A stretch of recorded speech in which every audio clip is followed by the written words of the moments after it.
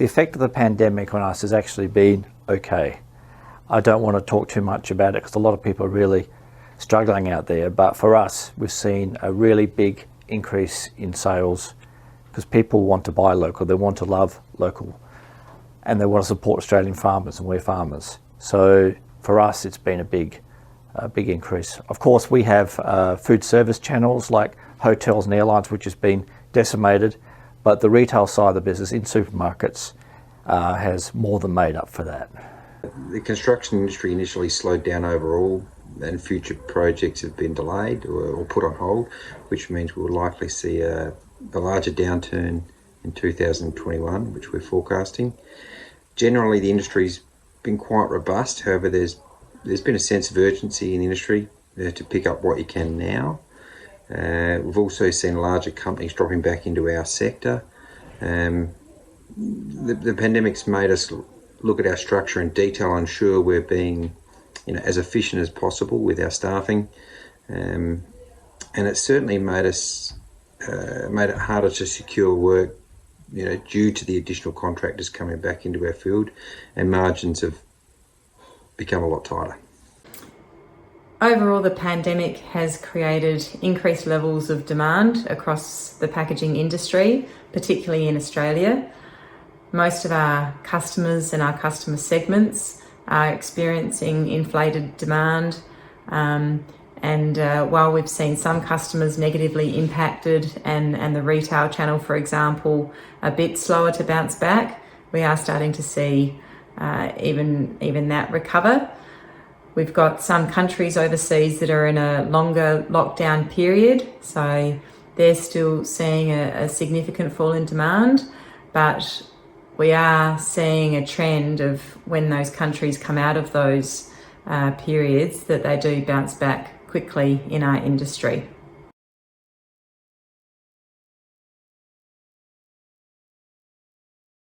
The pandemic has given us the opportunity to review our business practice and consolidate some areas of the business. The biggest changes we have made is to combine a working from home option permanently, splitting face-to-face 60% of the working week and 40% working from home to allow flexibility for our team and reduce the need to expand office space during a high period of growth for our business. Obviously, this is only applicable to team members that aren't delivering the service face-to-face to our clients, but it is a very welcome change across the organisation, and we provide the flexibility as much as we possibly can to our team. The other change that we've implemented is paid pandemic leave. We actually introduced this in March when the pandemic was first announced to ensure the safety of our clients. Whilst it has been a cost to the business, it has been highly effective, and our team have ensured that they have gone to get a test as soon as they've shown any symptoms, which we are incredibly grateful for. We temporarily mothballed parts of our business and deregistered and parked up about 100 vehicles, and then we sold down about 20% of our Hertz fleet. We have since re-registered all of our taxis and minibuses, but have not yet all of our unused Hertz fleet. We ramped up our cleaning processes, particularly with taxis and buses, but also our premises, and we increased our communications both internally and externally. We sold Groovy Grape, which hasn't operated since March. We facilitated the ability to operate our Whyalla call centre remotely and are still reviewing whether to continue operation of the Whyalla call centre from our Hindmarsh base. During this quiet period, our marketing coordinator developed new themed email signatures for DESs, destinations and designated drivers logos amongst others. We also rolled out a daily social media A to Z tour through SA Towns and Suburbs campaign, starting with Aldgate, Blinman and Coonalpin and ending with X Marks the Spot, Young Husband and the Zoos. The new changes in our marketing have helped keep Des's minibus on people's minds and increase the number of our followers on social media. There has also been an increase in bookings to many of the locations mentioned in the campaign when the government lifted the ban on regional travel. The greatest impact on our business has been the creation of Detmold Medical. That really came about because the government asked us to go into the manufacturing of masks, and they really didn't have too many other options. The timing was extremely critical, so we renovated and set up a new manufacturing plant here in Adelaide in under 60 days. We purchased over 20 machines to manufacture the masks from overseas. We sent them to our China plant to be fitted out for suitability for Australian manufacturing. We air freighted those machines into Adelaide, and then we installed them into the factory here. We secured raw materials from all around the world, all by air freight as well. And this was all at the height of the pandemic.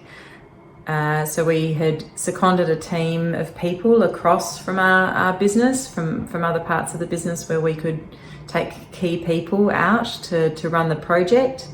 And that's been extremely successful. So we were able to fulfill the requirements of the contracts from the federal government and several state governments and several other government agencies, and we continue to do that now. And then it's up to us to see if we can turn that into an ongoing business for us long term. So we're hopeful that we can, and we're working very hard on making that a reality. We've had to protect the manufacturing site. We have manufacturing and warehouse and office all here together. So we've had to sort of create zones to kind of break up to reduce the risk, because obviously if the factory is closed down, we're in diabolical trouble. So we've done that. We've also built stocks so that if there is a cluster or whatever, we can shut the factory for 2 weeks and not be out of stock of too much. The changes we've made are the structure of our staffing. We've had to become more flexible with project staffing in particular. Working from home and from site, and the coordination of those sorts of things. The changes will more than likely stay in place as we've developed more trusting relationships with our staff and a little bit more autonomy there, and we've also forced to be to get up to speed with technology that's out there, like the Zooms and those platforms, which have been really good for all our staff and all our projects as well. It's created a lot of efficiency. Some of the changes that we've made in our business is that we're taking a shorter term view and focusing very much just on this financial year. So that really enables people to be highly responsive and focused on what has to happen right now, and we're not spending too much time trying to predict the future. We are essentially rethinking everything. So most importantly, we've had to rethink all of our sales strategies and quickly work out where do we think there's going to be growth opportunities and demand, and move away from any sales growth plans if they now don't seem to fit the market and the trends that we're seeing.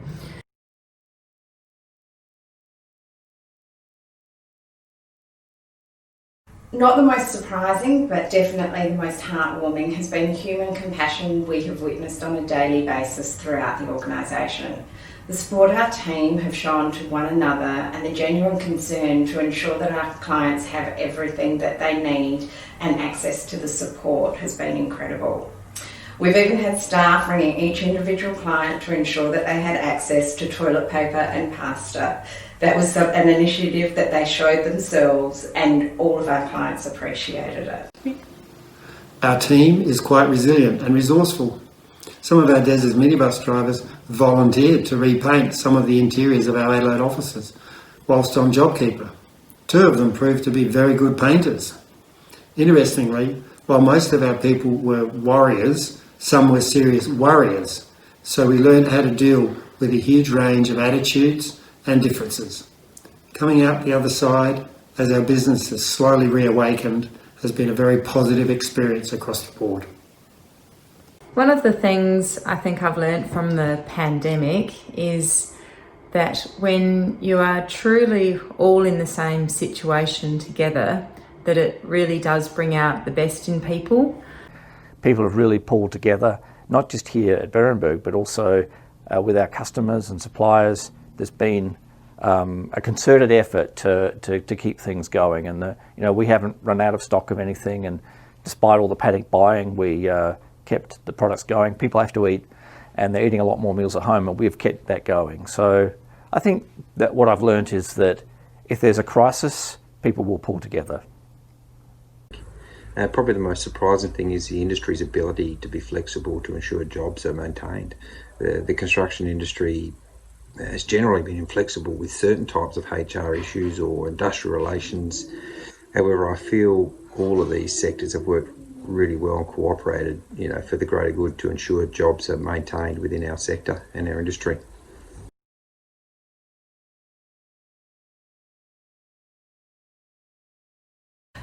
My biggest piece of advice is listen to your teams, particularly those on the front line.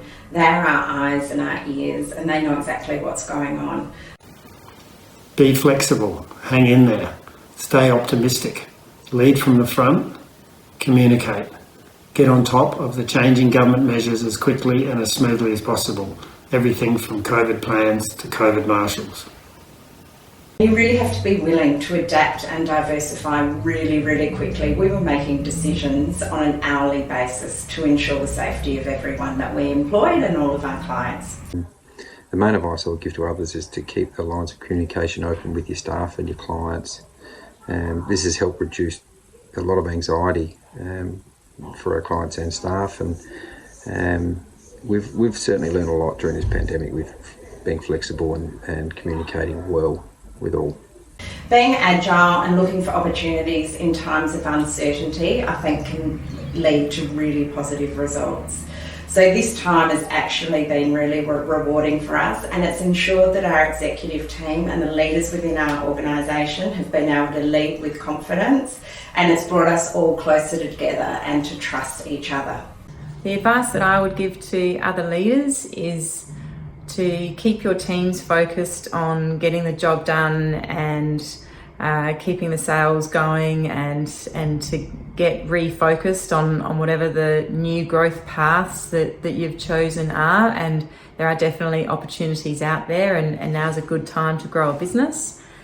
But to spend your own time to personally rethink everything, and to take fresh eyes across all parts of your business, and think about what you would like to reshape for the future. It's really just been about having good foundations to your business and not being in too much debt.